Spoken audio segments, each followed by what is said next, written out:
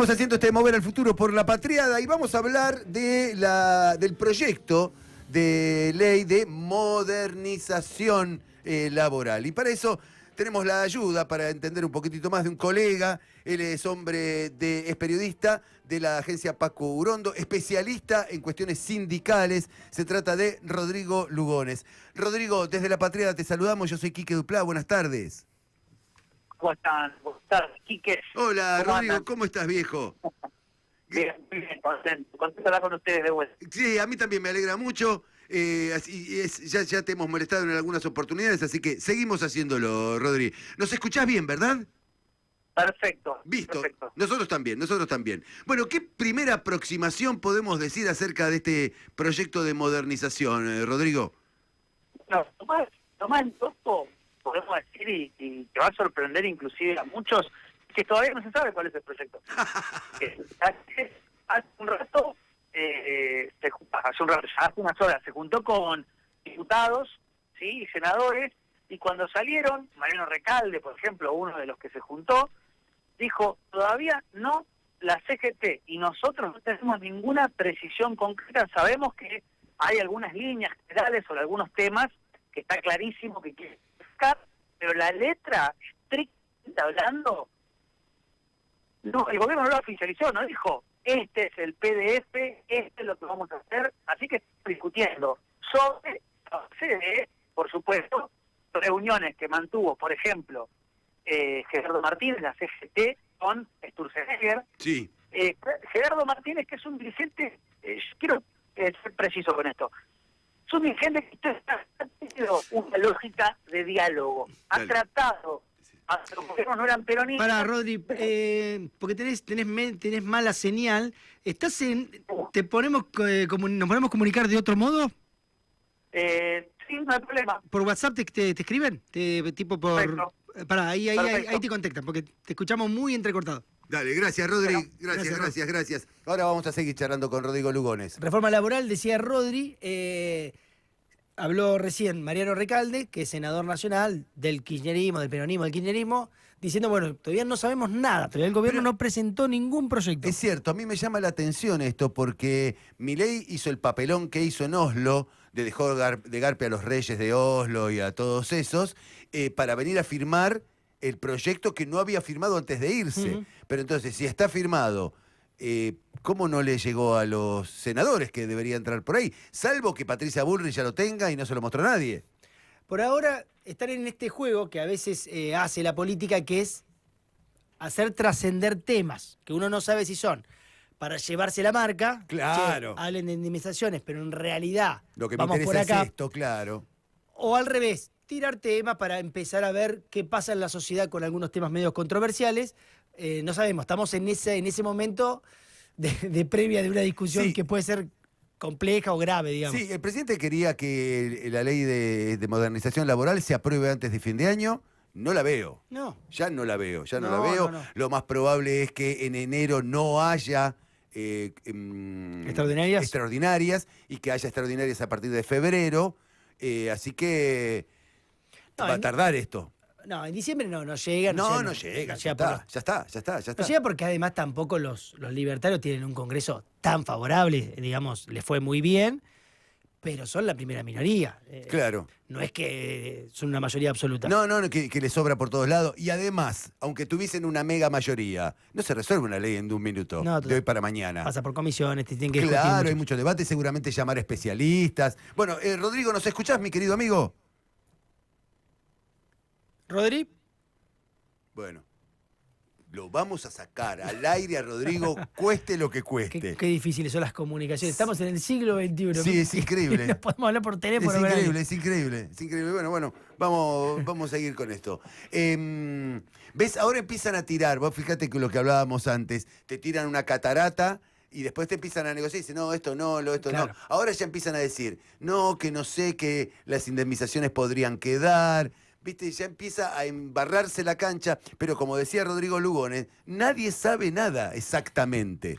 Por eso le quería preguntar, la primera pregunta que le iba a hacer a Rodri era, en ese contexto, ¿por qué la CGT llamaba una marcha para el 18? Porque, digo, no tenés el Si no proyecto. sabemos nada. Capaz que el proyecto no es tan malo, yo qué sé. Digamos, Sí. es obvio que viniendo de esta gente no va a ser un gran proyecto pro sindical, es obvio. Pero bueno, convocar una marcha sin ver lo que es raro incluso comunicacionalmente, Es raro. digamos. Me voy a poner algo que todavía tampoco sé qué es. Rodrigo, ¿estás allí? Compañeros, aquí estoy. ¿Me Oh, escuchan? Mucho mejor, sí. Qué mucho bien mejor. se escucha, Rodri, qué suerte. Va. Teníamos muchas Al ganas de fin. hablar con vos. Te hago la primera pregunta, loco, rápido. Mirá, Sí. vos decís, nadie sabe en realidad el proyecto, están los temas que trascienden en principio, que están en los medios de comunicación, pero como charlábamos recién con Quique Duplá, andás a ver si son temas que no los tiran también para llevarse la marca, para que se hable de esos temas, pero en realidad no se van a discutir en este momento. Yo te hago la consulta que es, ¿por qué la CGT convoca para el 18 si todavía no vio el proyecto? Porque la CGT charló de primera mano, inclusive los dirigentes que fueron más dialoguistas con otros gobiernos no peronistas como Gerardo Martínez, salieron espantados de las reuniones del Consejo de Mayo. Inclusive, otra picardía, la CGT es consciente que hay un sector de la sociedad que no ve con buenos ojos al sindicalismo en general, sea el sindicalista más trotskista y más de izquierda o al más ortodoxo del peronismo clásico. A ningún sindicalista. Hay un discurso social en la clase obrera organizada. Eso lo sabe la CGT. ¿Qué hizo el gobierno?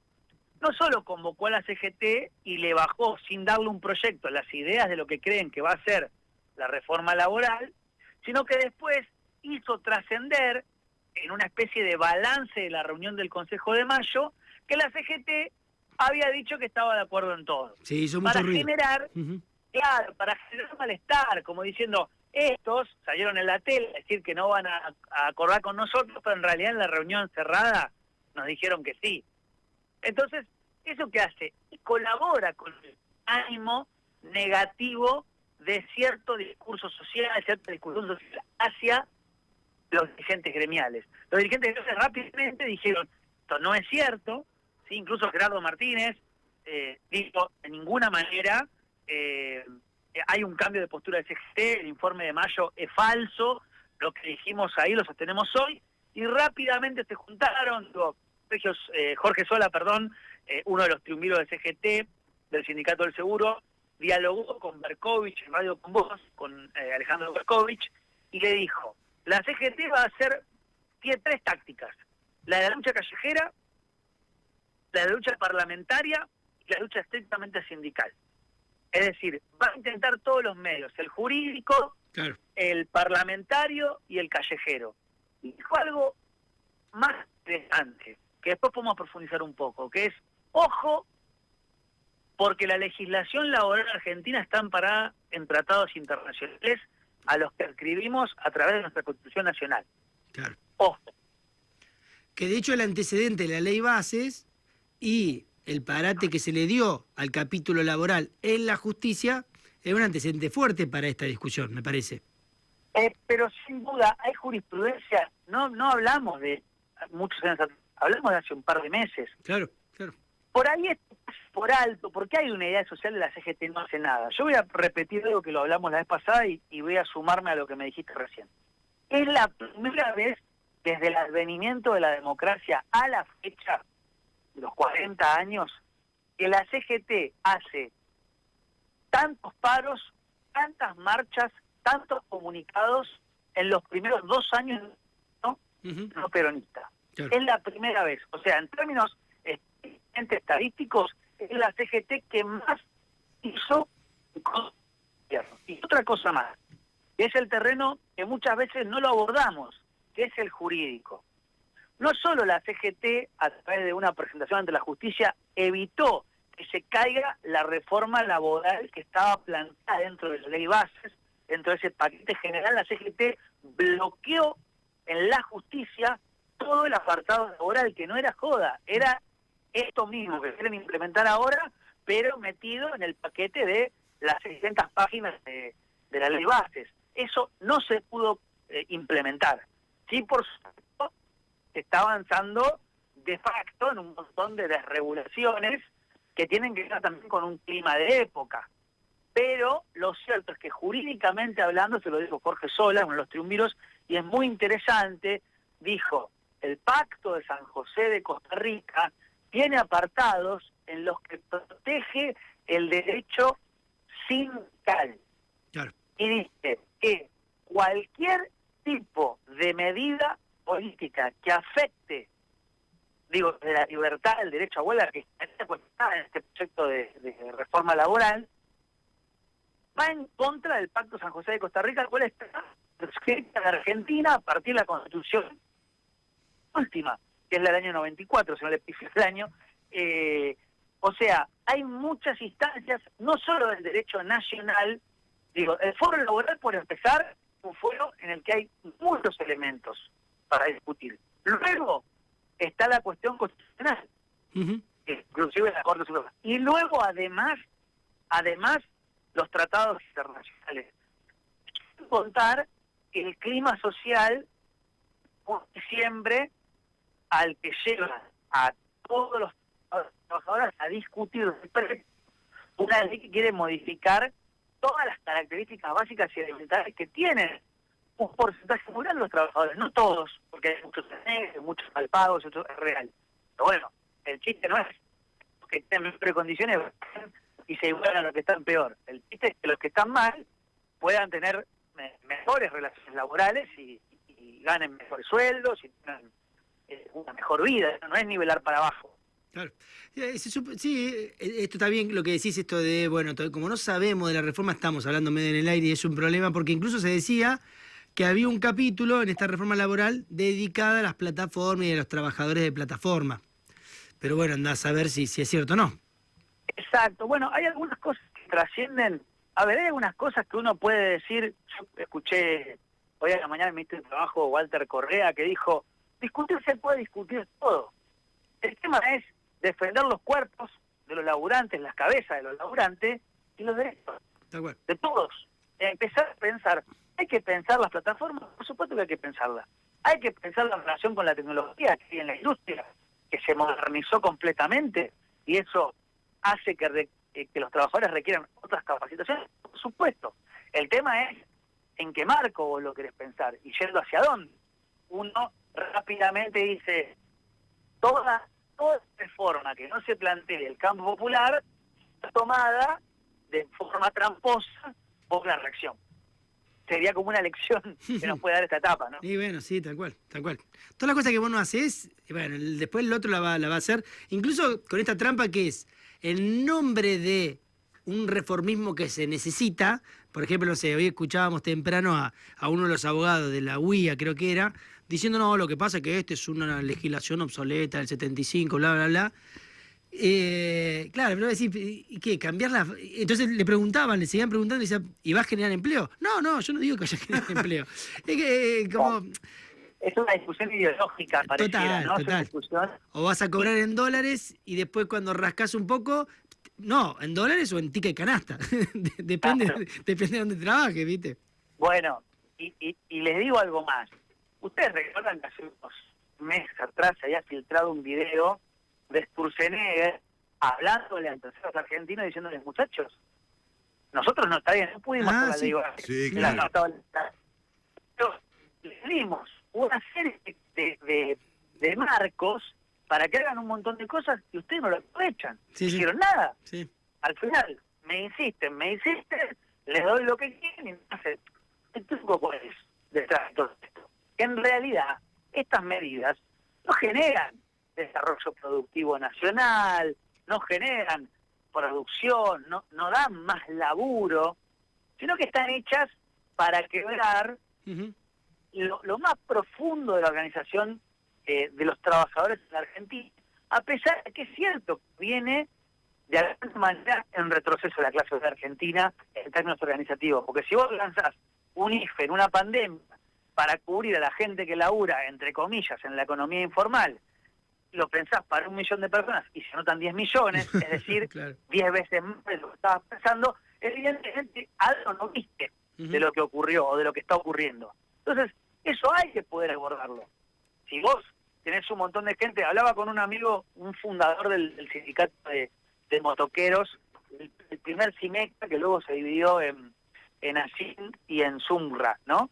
Él me decía, ¿no? hay una posibilidad de hacer un empadronamiento, la provincia de Buenos Aires, ¿no?, a través del Ministerio de Trabajo, de empadronar a los trabajadores de aplicaciones de la provincia de Buenos Aires y otorgarle beneficios hiperdirigidos a través de una aplicación, bueno, todo un sistema interesante. Y yo le digo, está buenísimo, pero hay una realidad bien concreta, que la hablamos mucho con Enrique de la Calle, cuando hablamos de estos temas, que es, bueno, ¿y cómo modificar la conducta social de la persona que quiere pedir, por ejemplo, 24 botellas de agua con un teléfono y que le salga 50 pesos que le llegue a la casa? ¿No? Cuando la nafta, todos sabemos, que está un poquito cara, Sí. para andar haciendo viajecitos por 50 pesos. Ahí hay una conducta que hay que empezar a entender del comportamiento contemporáneo, porque por un lado es injusto que un pibe se pedalee, o sea, ande en moto la vida por 2 pesos con 50, pero también se crea una conducta social que de alguna manera no está pensando en eso. ¿Vieron? Hace poco se filtró una charla que la compartieron en algunos medios de comunicación en Instagram, que un pibe, un rider, interpela a la persona que pide, le dice, che, mirá, pediste 24 botellas de agua, yo tengo una bici, no me entran 24 botellas, me es físicamente imposible. Y le dice, ¿qué querés que haga? Resolverlo con la aplicación. Y el pibe le dice, en principio lo que quiero es que no pidas 24 botellas de agua por teléfono. Claro. Y dice, es muy interesante porque, ojo con esto, ahí hay una brecha en la que vos discutís en un chat que ni siquiera sabés cómo, a lo sumo sabés que se llama Javier, el pibe, pero ni ves una foto de Javier, y a veces, viste, es un nombre de una mujer y llega el pibe y es un chabón, no es una mina, y porque se prestan los teléfonos, las cuentas, se subalquilan. Hay toda una trama de la conducta social que el periodismo va a tener que empezar a pensarla. Y no la está registrando. También, bueno, hay países en los que evidentemente hay cosas que se regulan y te dicen que es todo bien, pero no existe que te pidas desde la comodidad del aire acondicionado de la cama de tu casa 85 botellas de coca por 10 pesos desde 80 kilómetros de tu casa. La verdad que no. Eso me parece que también hay que empezar a pensarlo. Claro, sí. Rodrigo, yo pensaba cuando ganó en Nueva York Mamani, o el comunista todo el mundo salió a decir, ves qué buena la campaña que hizo este hombre, 3 cosas puntuales, este tema y este tema, uno por uno, gente de a uno, y así ir llevando el mensaje. Bueno, tuvimos la oportunidad y no lo hicimos. O sea, decime, Rodri. Sí, tal cual. Uno se enoja muchas veces con el comportamiento del cognitivo, vamos a decirlo así, del electorado de Milei. Son unos pitos, ¿no? Toda esta retórica que usamos como para ver en el otro el botanizado, ¿no? Esa retórica que aparece a veces, che, ¿cómo puede ser que no banquen a este? Y muchas veces nos olvidamos, frente a la persona de a pie, la que está desapasionada por la política, que lo más reciente que tienen como acuerdo del peronismo es lo que pasó con Alberto Fernández, que fue un gobierno que generó condiciones muy negativas. Digo, esto de que nosotros hablamos mucho de defender, de que ni pena ese chorro, de que hay que generar herramientas como planes sociales para hacer una mano a la gente más humilde que no tener la casa. Cierto. Pero, parte de la retórica que hizo la década ganada, poder ayudar al que está peor. Sí. Pero también hay que decirlo, que en la etapa, los últimos años, el gobierno de Macri de esta parte, los planes sociales se han convertido en una estructura, hasta diría yo, de subcontrataciones, en la que había referentes que se pasaban, no es que pedían una colaboración para sostener una estructura, para comprar palas para laburar en la cooperativa, sino que tenía que ver con el enriquecimiento individual de sujetos particulares. Digo, al día 1 llega Milei, saca la intermediación y desaparecen los piquetes. Es un poco escandaloso. Sí. Eso, para que lo pensemos nosotros, digo, hay que poder pensar cómo utilizar la masa de subsidios de una forma progresiva, ¿no? Para que termine creando dificultades o diferencias entre los laburantes, del que tiene recibo de sueldo, odia la que cobra 3 planes, porque además hace alguna otra cosa, ve que gana más plata que él, y terminamos haciendo una sociedad en la que el laburante está recontra enojado porque no llega, y odia al que está un poquito más abajo. Sí. Eso pasa. Sí. Los que vivimos en un barrio lo vemos todos los días. Sí, a mí me ha pasado hablar con algunas personas que facturan, que tienen monotributo, y que cuando vos le decís, no, la reforma laboral, el aguinaldo, bueno, a mí no me importa lo del aguinaldo porque yo no lo cobro nunca en la vida, así que al fin hay igualdad. No, igualdad para abajo, mi amor. Exacto. Esa es una buena discusión, Quique, porque tiene que ver con poder pensar. Cuando te dicen, yo hago laburo 13 horas. Bueno, sí, bárbaro. Punto número 1. Punto número 2. La legislación laboral es un parámetro. Nunca se rajatabla, pero esta vez establece por lo menos algunos límites a algunas cosas. Sí. Si el límite es que legalmente puedes laburar 8, bueno, siempre estuvo ese que te contrató por 12, por 13, que a regañadientes te hace laburar 13, pero es paga una, entonces vos estás laburando 8, una extra que te paga, y las otras 4 las haces, otras 2 las haces de forma... Pero, bueno, había todo eso, pero si vos llevas ese límite de 8 a 13, la franja de la ilegalidad se va a correr todavía más. Claro. Entonces, empezamos a entrar, esto se enoja, yo tengo un amigo colombiano, muchos amigos latinoamericanos que se enojan mucho cuando los argentinos decimos la latinoamericanización de Argentina. Sí. ¿No? Pero no lo decimos por una idea supremacista y que nos creemos mejores. En la Argentina hubo un proceso de crecimiento, desarrollo por construcción de importaciones que generó condiciones para que la clase obrera, aun cuando se fue Perón, hasta los 70, cualquier trabajador dejaba a un hijo, a una hija, una casa. Sí. Cualquier laburante que más o menos había trabajado 20 años, podía tener un automóvil y podía tener un domicilio. Es decir, un ahorro potencial de $70.000. Claro. Vamos a ponerlo así, más o menos. Sí. Vos decís, sí, te rompes el lomo, pero vos tenés tu casa y tenés un auto. Eso en Argentina se rompe definitivamente entre la dictadura y el 2001, ¿no? Claro. Empieza a haber un excedente de población que no entra en la ecuación, el famoso pacto que no se puede mencionar democrático, en el que estructuralmente va a haber un sector pobre siempre, es terrible para la Argentina, es que todo viene como a tratar de reverlo como puede, ¿no? A ese pacto de la democracia argentina. Sí. Y bueno, recupera salarios, trata de darle un impulso a la industria, pero en el fondo, lo que hay que poder discutir cuando discutimos salarios, cuando discutimos subsidios, cuando discutimos energía, bueno, es ver el crecimiento y el desarrollo del país. La economía realmente puede ir a un lugar virtuoso y ir acompañando en ese proceso a los sectores más atrasados, compensar a los que no están tan atrasados y generar un sistema donde las cuentas estén ordenadas, pero que también haya desarrollo de inclusión.